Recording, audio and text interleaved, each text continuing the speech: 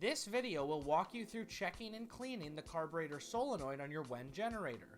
A dirty or stuck solenoid can prevent the engine from starting.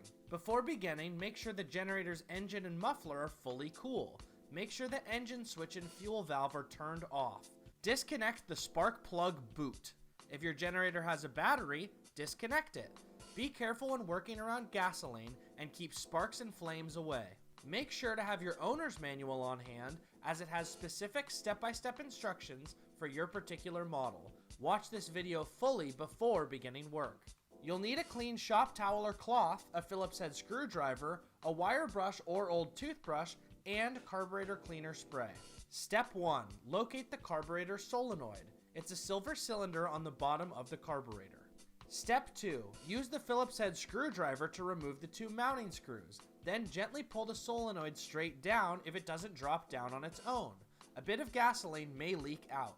Clean it up if it does. Step 3. Inspect the solenoid. Push, pull, and twist the needle to make sure that it moves easily. Check the O-ring to make sure that it isn't damaged. Step 4. Spray the needle with some carburetor cleaner.